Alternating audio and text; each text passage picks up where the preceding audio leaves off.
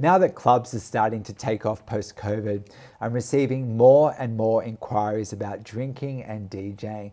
For instance, people wanting to know if it's okay to drink when they go out, and if so, how much, okay? Whilst other people don't want to drink at all, but because they're surrounded by alcohol everywhere they look in the scene, they're not sure how it's actually possible not to drink, especially when they want to fit in, they want to network, they want to get opportunities, they want to be part of that culture. So long story short, do you want to fit in or do you want to stand out? Do you want to think you're killing it or actually have the presence to know that you are?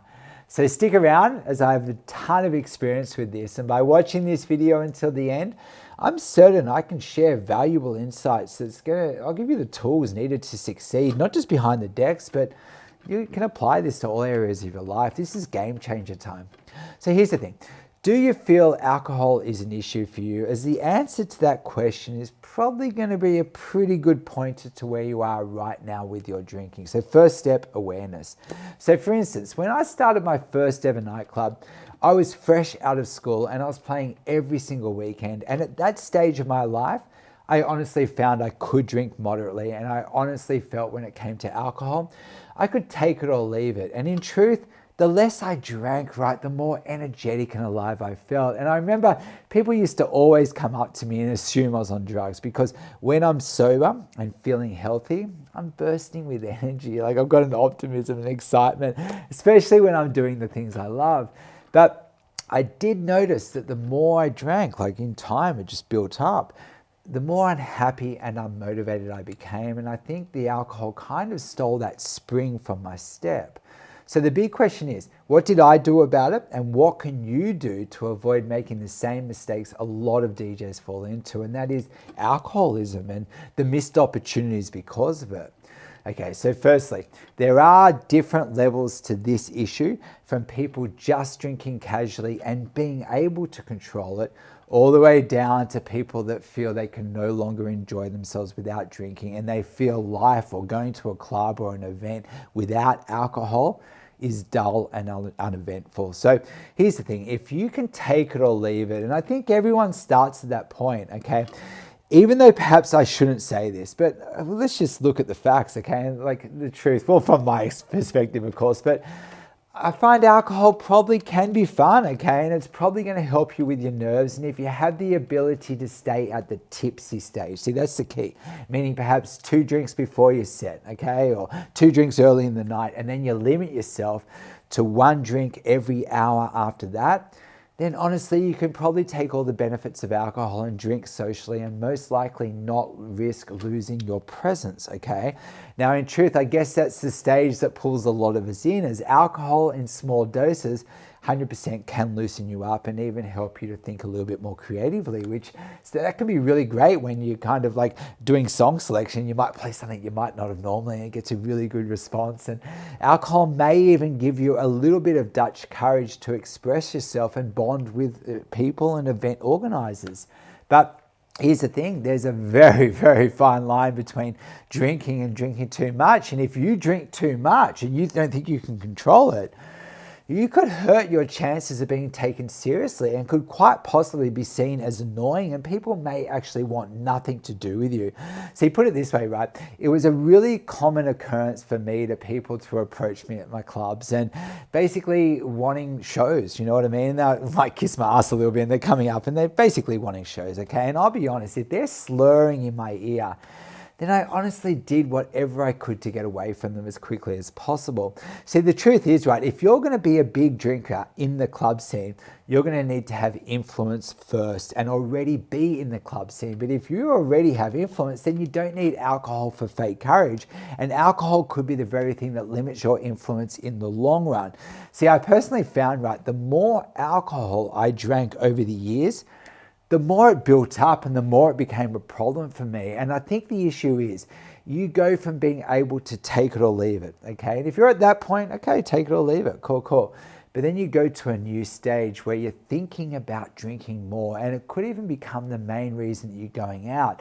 Not for the fun that the event brings, but to get drunk, okay? But it doesn't stop there. If you start associating your good times to drinking, before you know it, you may actually feel that you need to drink to even fit in, or worse, to even enjoy yourself. And when you think about it, this is sad, man, as it really means you're missing out on life and only experiencing it through a filtered reality. It's kind of like that Almost Sunny in Philadelphia episode, okay, where they decide they're at their high school reunion, okay, and they decide to do a dance routine, and you see it from their perspective. It's all like looking really professional and amazing. And then all of a sudden it cuts to the reality of it, okay, and honestly, it's hilarious. It just kind of shows like, you know, how you might think it, but how it really is in reality.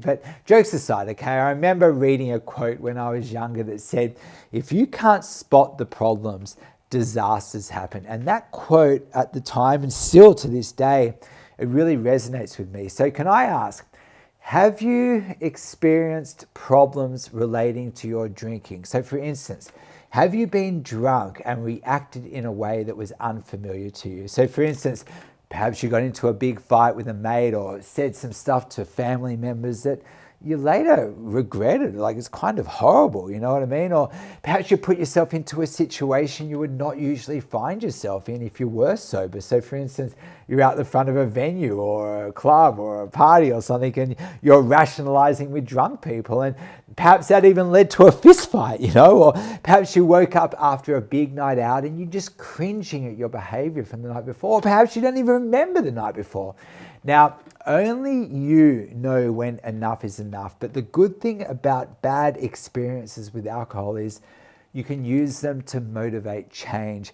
And I remember one morning, right, I woke up after a huge night out, okay, and I had an epiphany, okay, and that was, if I keep this up, I'm going to lose everything. Now, put it this way, right? I was self-employed. At that stage, I'd been running weekly club events in Sydney every weekend for about 7 years. And at that point, right, like, things were going really good, like good for me, but the alcohol was starting to make a dent. I was noticing problems, okay? And the idea that I could potentially lose like my life, and to go back and join the workforce, it scared me straight, man. Honestly, I quit alcohol that day and went 7 years completely sober, meaning I did not drink a single drop for 7 years. And better yet, I owned it. Now, if people came up to me wanting to have a drink with me, I'd just let them know, man, I don't drink, okay? And there was no gray area around that for me. Now, sure, I would still hang out with people that were drinking, and 100%, I was in the drinking scene and culture. And if people wanted to judge me for not drinking, like, you know, or perhaps not see me as fun because I'm not drinking, I was at the stage where I wasn't willing to compromise my health or integrity to fit in, okay? And yes, perhaps it did weed out a few friends, but in truth, the people that mattered, you know, probably respected me for it. And no doubt, my life improved in every way possible 1,000-fold. Like my DJing got so much better, okay? Everyone told me that, okay? The clubs I ran started to get much bigger too. And then I expanded to run clubs down the whole east coast of Australia. And every weekend I was flying between states and I was running clubs and headlining club events. And in truth, I felt amazing. I felt successful. I had more energy than ever. I was motivated. I was in good shape. And I had a spring and excitement in my step. Now, sure, there were a ton of parties and, you know, I was going to an industry kind of stuff, right, where everyone's drinking. And in truth, I was constantly surrounded by drinking, but I still went to everything. But instead of alcohol, I drank water. And I know that may sound, you know, hard for you, and perhaps it's going to be a little bit challenging. But the thing is, once you've built momentum around not drinking and you make it a lifestyle choice and you own that choice, then in truth, it simply became habit. I never really thought about drinking. For me, not drinking became easy, okay? And if you personally feel you'd be better off not drinking, then I honestly feel you have to be 100% invested in that decision. See, that's the key to success here. If you start to doubt your decision not to drink, then no doubt it's going to find a way back into your life. And when it does, that voice in your head that comes with drinking, the voice of addiction, urging you to have another drink, it's just going to get louder and louder the more you empower it. And most likely you'll have to start the process of quietening that inner voice of addiction again once you give into it. And it's that voice that makes it really hard to cut down. And the more you give into having a drink, the louder the voice becomes. And in short, the more you want alcohol. It's like this cycle. So if you want to try cutting down first, which is a very natural step for the majority, I think a good measuring stick is to try and keep it within 1 to 2 drinks per hour, and even balancing that out with glasses of water. Okay, my mum said that, but it's so true. It really helps.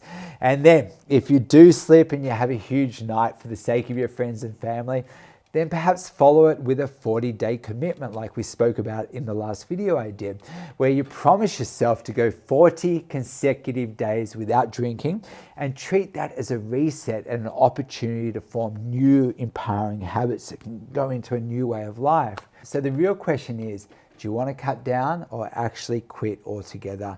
Now, if you can cut down and keep that voice of addiction quiet and actually control it, awesome, okay? Yet if cutting down only seems to end with unfulfilled expectation or disappointment, and you feel enough is enough and you want to quit, personally, I think the best key is to try and associate pain to drinking and hate it, okay? Not in others, as people have their own journey, and we must be kind to all kind, and we don't want to judge people, right? But you just have to get to a point personally, right, where saying no to drinking is the only answer, and make not drinking part of your identity. And if you're out and people ask you if you want to have a drink, you simply say, I don't drink, and you own it. Now, it's called standing straight in life, but there is a caveat, okay? And that means if you feel by quitting you're missing out on something, then you're always going to find a way to get, it's going to come back into your life, okay? See, if you want to quit, there can be no gray areas, because as soon as you start to doubt your decision to quit, you've already lost, and one drink could lead to one too many, and the cycle begins again. But here's the thing, if you decide you want to quit, and you perhaps even come up with enough reasons why you want to quit, you've got to really form some solid beliefs, then in time, your confidence is going to build, because you're exercising self-discipline, and you're going to feel like you've got some kind of control over your life. And honestly, that's where true power is born. That's where everything magic happens, okay? And pretty much every successful person that I know probably has one thing in common, and that is they know how to exercise self-discipline, and they have empowering habits in place that gear them towards success. And it seems to me it's the people that struggle with self-discipline the most. They're usually the people that have their story end in some form of tragedy, even if it's just a loss of self-esteem. Now, I personally find self-esteem, it goes hand in hand with your ability to exercise self-discipline.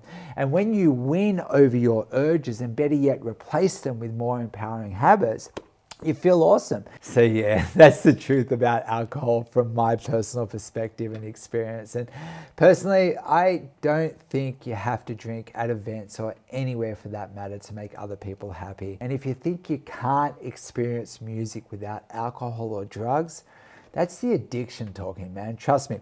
When I was sober for over 7 years, playing every single week, multiple times per week, they were no doubt the best years of my life. And the good thing is, I had no regrets after each night. I was waking up fresh, I was present, I had the energy needed to succeed, and I was bursting with ideas and inspiration. And that for me is one of my greatest sources of happiness, like being able to create, okay?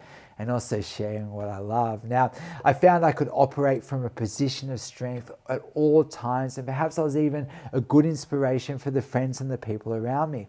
And in truth, had I not quit, man, my life may look completely different right now. And personally, I can look back on my journey, pretty happy with what I've done. And I'm grateful now that I'm in a position, it's all led beautifully into this, that now I can sort of step back, pass the torch to you guys and share my experience with you and hopefully inspire you. See, the funny thing is, right, people often say when playing in clubs, they have to drink to network. For instance, with the bar staff, the other DJs, But none of those people are in a position that they can really help you anyway. The people booking you and the people in positions of power, are probably going to respect you more if you're sober, okay? Tipsy tops, not drunk, okay? So personally, I feel drinking to fit in, it's just an excuse, and the chances are you'll probably go further as a DJ when you don't drink, as you'll feel more overall happiness by learning to bring the fun and joy through you as an expression of who you are, as opposed to needing external triggers to feel a certain way. That's a short-term path to uncontentment, really. So if you're having doubts about alcohol, perhaps it's time to lean out. I love that quote. When in doubt, lean out, okay? And by doing so, man, I'm pretty sure your life's going to get a lot better, okay? They say an ounce of discipline equals multiple reward. And yeah, you're going to be tested, but at least you'll be awake enough to take the challenges of life head on. And by doing so, you raise your vibration, you raise your personal standards, and you avoid settling into a life of regrets and should-haves, okay? You'll also find by not drinking, you'll be more inspired to take action, and better yet, you'll have the energy and drive to do so. This is our life, man. You know, let's make it count, okay? And this doesn't mean avoiding places where people drink. It means using those experiences as chances to exercise self-discipline and be there for the people by being on the front line, and better yet, lead and inspire them. You've got this, and how do I know? Because I've been there before, and honestly, I've got you, okay? I'm sharing my experience. So let's say you aim to quit and you fail. Don't beat yourself up about it. We're all human, but try to use it as motivation. And perhaps, you know, if you have a big fallback, maybe launch into one of those 40-day commitments, okay, and use that as a springboard into a new way of life. I remember once reading about quitting, and they say quitting's a cycle in itself, and quite often people don't manage to quit the first time they try. They have relapses, and you might relapse, like, you know, maybe even several times, okay, but then you'll get to a point where enough's enough, and then maybe you get to a point where you just feel ready to let it go, okay? Anyway, I hope you found this helpful. It's great to be back, guys. Love this stuff, man. Thank you. Okay, see ya.